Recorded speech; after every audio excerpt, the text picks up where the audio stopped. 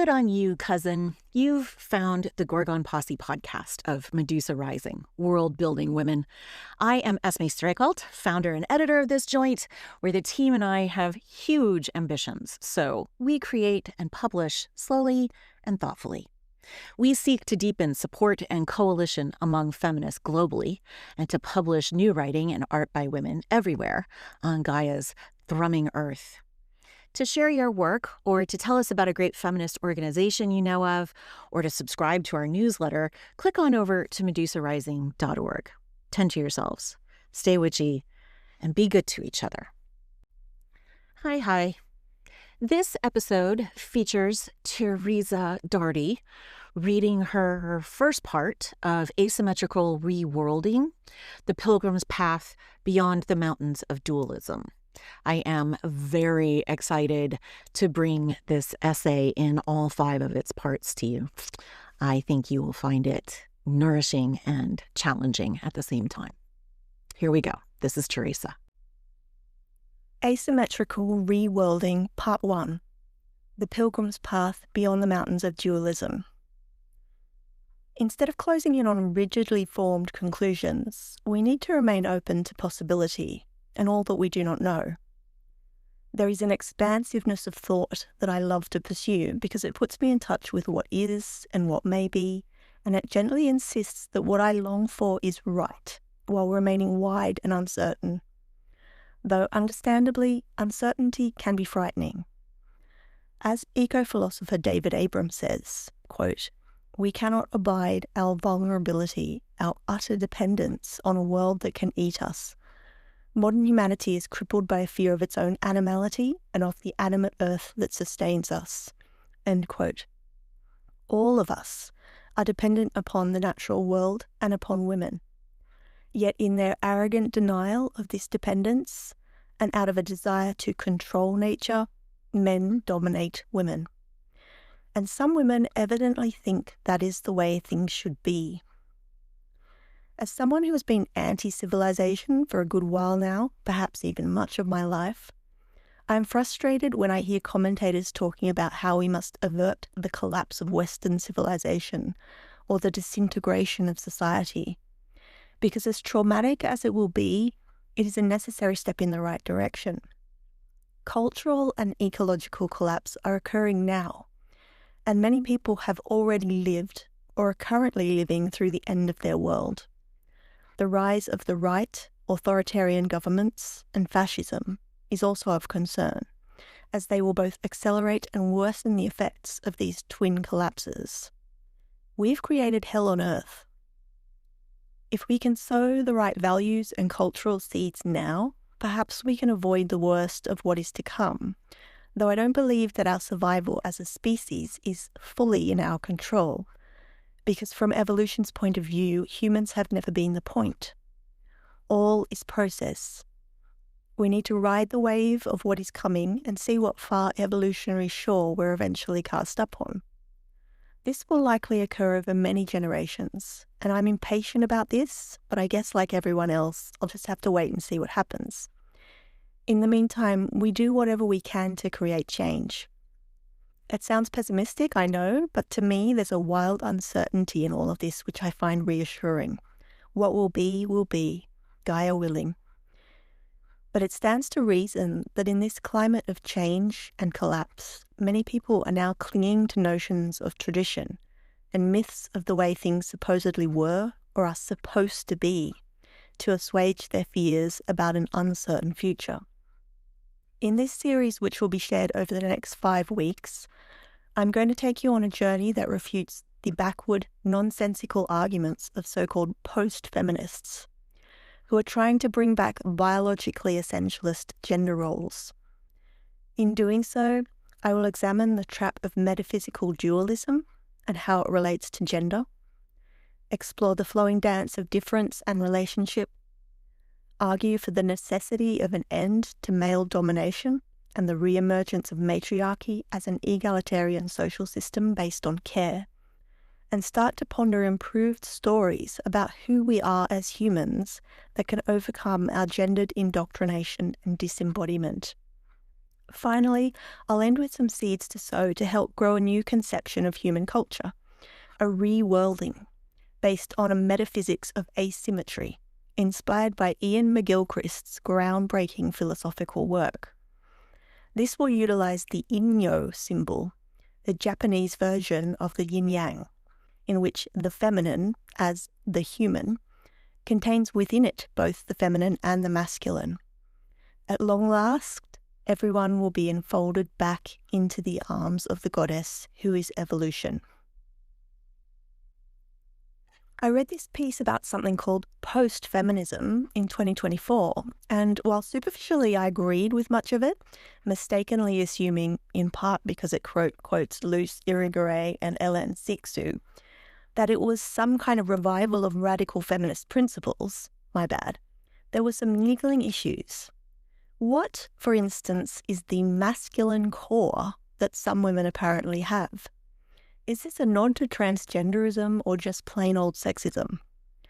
The glib dismissal of the work of our feminist foremothers and the erroneous assertion that feminism, quote, was based on the notion of equality through sameness, end quote, also set off alarm bells.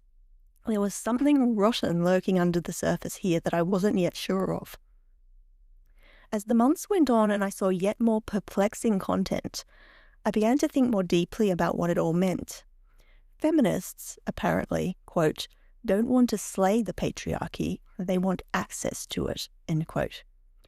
While it is the norm in the patriarchal gender system for women and girls to be conditioned to believe that we are less than men, some post-feminists are engaging in a gaslighting reversal and claiming that it is feminism itself that is responsible for instilling that belief into us and turning us into victims. Our desire for liberation is ill-conceived because it is supposedly founded upon a denial of our femaleness and a wish to be like men. This is one of the core arguments, built upon the error of equality as sameness, that comes up time and time again. Feminists want the power that men have. We want to pursue work and success like men, to intellectualize and engage in mental abstraction like men, to fuck around like men. We have abandoned our embodied womanhood and become ontologically male, and it is damaging our health. There is certainly some truth in this, but feminists have been all too aware of the pitfalls of participating in the androcentric system. While we value the fact that in this economic system we can support ourselves independently of men, writes Therese Doherty, quote, we also recognise that capitalism embeds hierarchy and competition into every aspect of our lives.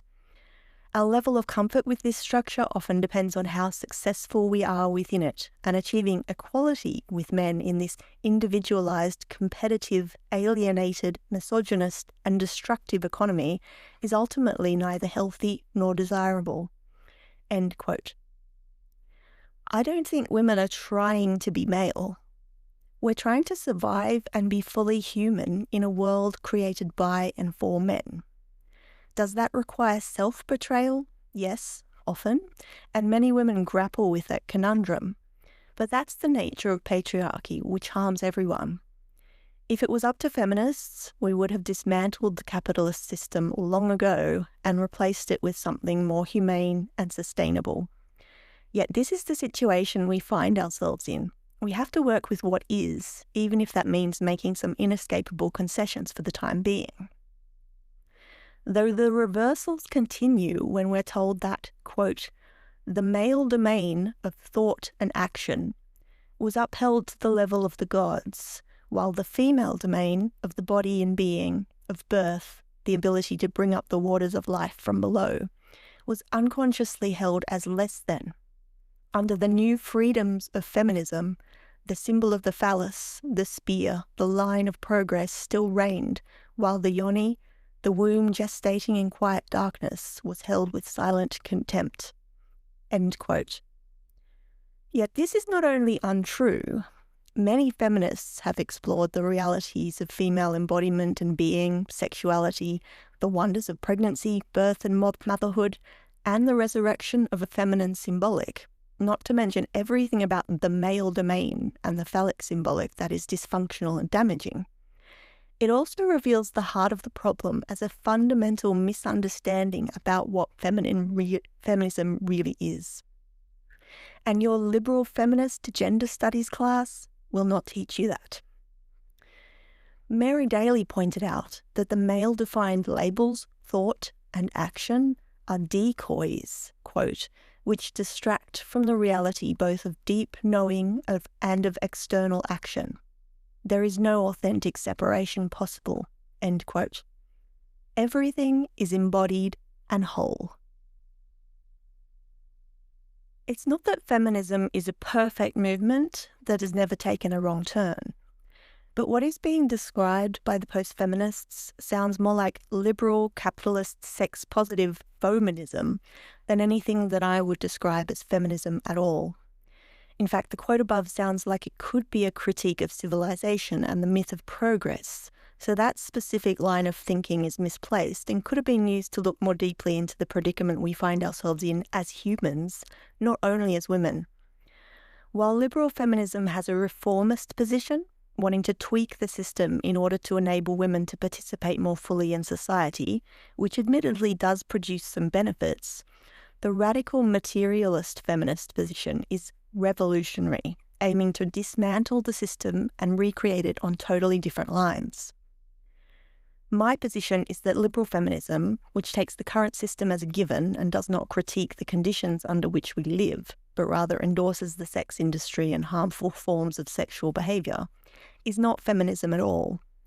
While it may display a veneer of concern for women's rights via the fight to address the wage gap and workplace harassment, among other issues, and champions the flimsy ideas of empowerment and sex positivity, it manifests more as a patriarchal takeover of feminism, which furthers the aim to divide and conquer women.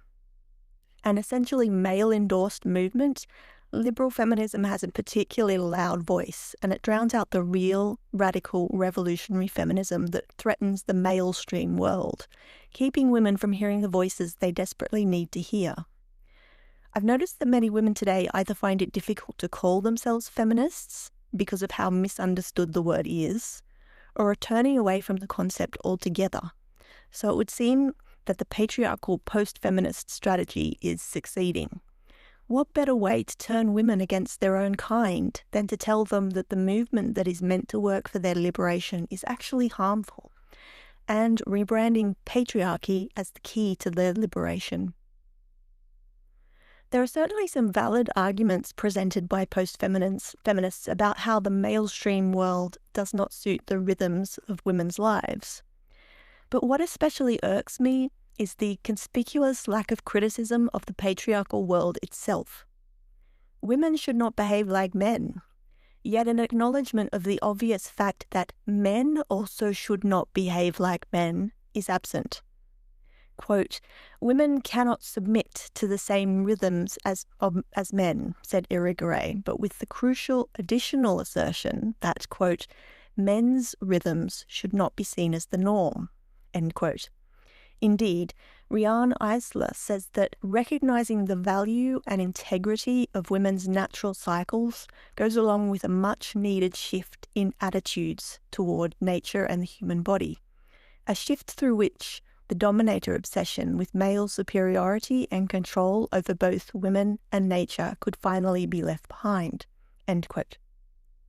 This shift could be monumental, yet I get the impression that to the post-feminist mind, the way men have organised the system for themselves and the way they behave is entirely natural, and we should therefore leave them to it.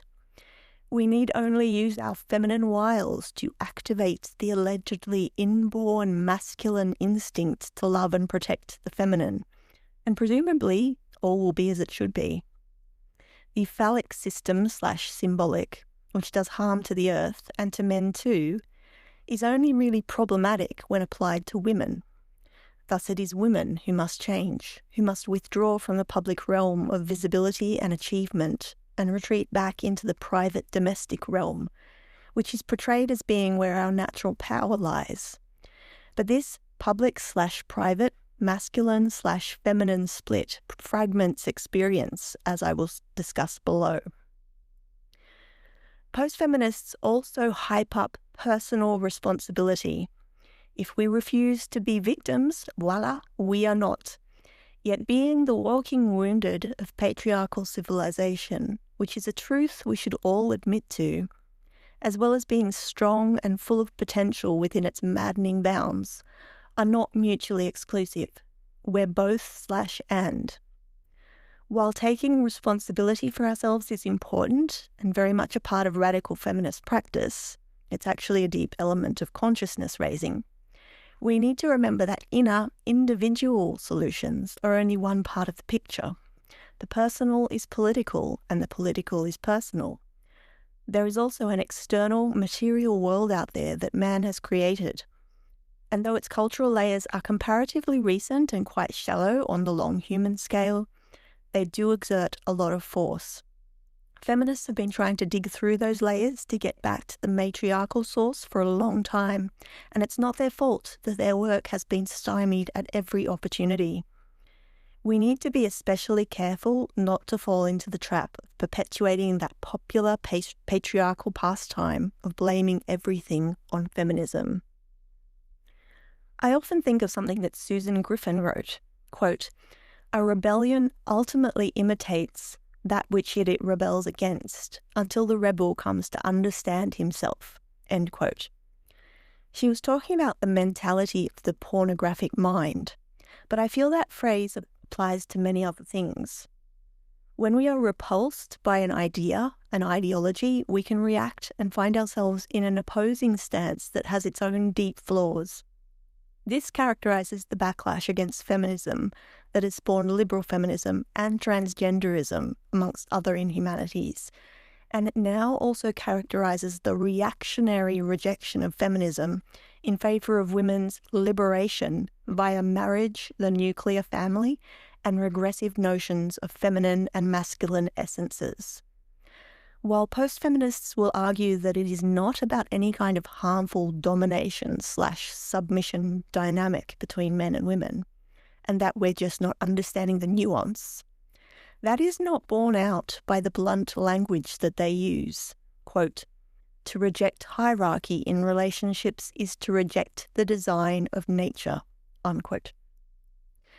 Thus, they are unwittingly leading us full circle back to where we started, instead of giving us the self-understanding of our situation that enables us to break free from the patriarchal double bind altogether.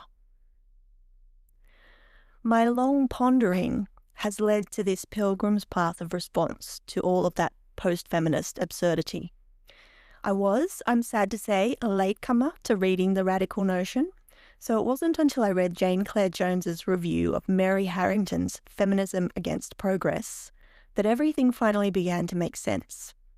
My suspicion that some women were understandably rejecting liberal feminism, but mistakenly conflating it with feminism as a whole, and then creating an anti-feminist distortion in its place, was pleasingly confirmed. According to Jones, Harrington fails to understand that, quote, "Liberal ideas of disembodied autonomy are key to the male default patriarchal subject, and that the liberal feminist embrace of gender neutrality derives from efforts to liberate women within the patriarchal paradigm on the basis of patriarchal notions of what it means to be human. Instead of understanding that the disembodied gender-neutral but actually male default is a product of patriarchy, Harrington equates liberal feminism's embrace of this default with feminism as such, erasing a long and varied tradition of radical and materialist feminist thinking that focuses precisely on critiquing liberal capitalist notions of autonomy and equality as sameness, as based on patriarchal constructions of the human.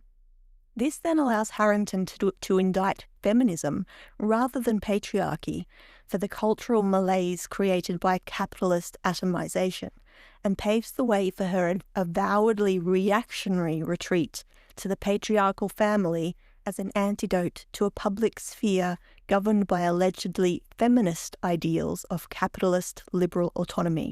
End quote. Jones's term reactionary post-liberal feminists perfectly describes what is going on with Harrington, Louise Perry and their ilk, and the fact that they are still slickly marketing themselves as some kind of feminist makes their message especially deceptive. There are many strands to this post-feminist propaganda, but one of the things that stands out is an old idea dressed up in newer, yet no less ugly clothing. That of feminine/masculine polarity. In one article I came across, the very first sentence had me wanting to bang my head against a wall. Quote, "The mind/body duality is as fundamental to universal nature as masculine/feminine duality." End quote. I mean, really? Does any credible thinker believe in mind-body dualism these days? It's a conceptual error in Western thought which we can trace back to certain Greek philosophers, Plato and looking at you, though it reached its most insidious form during the Enlightenment thanks to Descartes et al. Indeed, a whole system of dualisms has characterized Western philosophy, which feeds into the polarity of gender, aka sex role stereotypes which equal sexism. And such divisions operate at a deep, subconscious level. Tellingly, liberal feminism, which accepts the dominant culture, has not had much use for the concept of dualism, which explains why the post-feminists have no critique of it. Because we are a sexually dimorphic species, quote, "human societies have responded to the bodily differences between the two sexes in dualistic ways that shape the life experience of every individual," Charlene Spreknak tells us. Born into a particular culture, most people regard that orientation as the natural way, or at least, if they become aware of other cultural choices, the proper way. End quote. There's nothing inherently bad about recognizing these differences. As we've seen with the rise of sex denialism in recent years, it's actually necessary for the safety and well-being of women and girls. But a dualism is not just a difference. It's a difference plus hierarchy, also thought of as a binary. Ecofeminist philosopher Val Plumwood elaborates, quote, "In dualism, the more highly valued side, males, humans, is construed as alien to and of a different nature or order of being from the lower, inferiorized side, women, nature, and each is treated as lacking in qualities which make possible overlap, kinship, or continuity. The nature of each is constructed in polarized ways by the exclusion of qualities shared with the other. The dominant side is taken as primary. The subordinated side is defined in relation to it. Thus, woman is constructed as the other, as the exception, the aberration, or the subsumed, and man treated as the primary model. The effect of dualism is, in Rosemary Radford Ruether's words, to naturalize domination, to make it part of the very natures or identities of both the dominant and subordinated items, and thus to appear to be inevitable, natural." End quote. Extrapolated out from the differences of our bodies are a whole range of ideas that serve to limit and distort us, and these ideas are certainly not natural. As I said in my review of Catherine Keller's From a Broken Web, quote, "The differences between women and men would likely be much less stark in the absence of gendered socialization, which splits us off from each other and limits our potentials, endangering our future as a species while causing us all so much misery." End quote. And the more I've read on this subject, the more true that statement has become. There would be no evolution without sex differences, and difference is what makes relationship possible. It produces diversity, complexity, and adaptability, and actualizes the possibilities that enable the continual processes of evolutionary change. But when we attach values to those differences that lead to personalities, behaviors, and opportunities being curtailed or rigidly prescribed, the false differences that we call gender, our potential as humans is reduced and impeded. Yet in Delusions of Gender, Cordelia Fine assures us that, quote, our minds, society, and neurosexism create difference. Together, they wire gender. But the wiring is soft, not hard. It is flexible, malleable, and changeable. And if we only believe this, it will continue to unravel, end quote. Absent that gendered wiring, we will finally be free to be ourselves, women and men with all of our diverse personalities, abilities, sexualities, and modes of expression. This is true difference in all its gorgeous plurality and expansiveness. It is mind-boggling to me why some women are falling into the gender trap, taking on such regressive, biologically essentialist ideas about what women and men are supposed to be, because it reveals not just an astonishing ignorance of well-established feminist theory, but also a distinct lack of imagination. It's reification and naturalistic fallacies on overdrive. Beyond that, it's particularly bewildering when they are supposedly opposed to transgenderism, as they don't seem to realize that the very polarity they are upholding is what creates the conditions for transgenderism to arise in the first place. Quote, any culture that insists on individuals committing themselves to one pole of a duality, said anthropologist Roy Willis, exposes itself to the risk that some will find the forbidden option too attractive to be foregone. End quote. In her beautiful and profound collection of essays, The Eros of Everyday Life, Griffin writes, quote, the idea of masculinity and femininity and a complementary heterosexuality serve to symbolize a separation between spirit and matter, mind and body, and make this schism seem, even to a small degree, real. By a similar logic, the idea of the superiority of the white race was another way European culture had been able to imagine itself as elevated above nature. Both the movement of women away from the traditional feminine role and the shattering of a myth of race endangered the stability of the entire system. End quote. Feminine/masculine polarity is embedded in the system of metaphysical dualism that perhaps originated in the demotion and dividing of the great goddess, who initially embodied a holistic, gynandrous, and flowing worldview. Dualism destroys that worldview, creating and upholding various forms of othering and oppression, and sustaining a fragmentation of the way we see reality and each other. Quote, experience itself is divided into separate worlds, not only masculine and feminine, but also public and private, sacred and profane, intellectual and emotional, end quote. This is profoundly alienating and anti-ecological. Plumwood says that the, quote, dualisms of male-female, mental, manual, mind-body, civilized, primitive, human nature correspond directly to and naturalize gender, class, race, and nature oppressions, respectively, end quote. Dominators and the subjugated, masters and slaves, the fully human and the other. Difference is natural, but these dualisms are not. They are, quote, the conceit of the patriarchal mind built over and in defiance of the densely interwoven nature of existence, end quote. Aurora Linear writes, quote, dualism slanders reality, for the real living world is zealously, promiscuously anti-dualistic.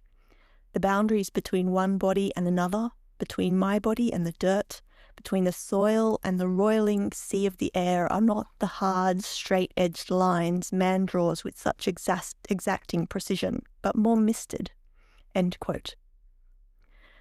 To challenge these dualisms is therefore to destabilize the patriarchal system of domination and fragmentation in favor of something more humane, more whole, more grounded in freedom, and the integration of the many diverse facets of all that we are. Difference without hierarchy, and instead a web of interrelation. To get a bit philosophical, the relationship precedes the relator, and opposites actually coincide. It's in the betweenness that relationship happens as we respond to context and circumstance. This destabilization and wild promiscuity is, of course, a threat to patriarchal society and to anyone who wants to remain ensconced in neatly defined roles and power positions. These dualistic ideas pervade the dominant culture so deeply that they often remain unperceived. For those of us who have become aware, trying to overcome them can be a difficult task leading to even more confusion if we set out without a proper map. As Plumwood playfully wrote, quote, "The misty, forbidden passes of the mountains of dualism have swallowed many an unwary traveller in their mazes and chasms," end quote. Not only do we have to traverse the cavern of reversal and make it past the nearby well of discourse, where many a postmodernist finds themselves gazing in dismay into the fearful and bottomless abyss of relativism. Next, there is the swamp of affirmation, beyond which many travellers either fall into the ocean of continuity on the one side or stray into the waterless and alien desert of difference on the other, there to perish. Plumwood concludes that, quote, "The pilgrim's path to the promised land leads along a narrow way between these two hazards and involves heeding both difference and continuity," end quote. What is required to successfully complete the journey beyond the mountains of dualism is both/and thinking. The ability to dance between the opposites, to deconstruct and then integrate them. Quote, "A deconstructed binary is a constant oscillation between poles," says Jones, just like the yin-yang, which is designed to suggest a circle spinning, end quote. The yin-yang, or taijitsu, symbol contains a dot of each side's opposite within them, for darkness cannot be without her sister light. As I said above, opposites coincide. They contain each other while remaining distinct. There is a delicious paradox here.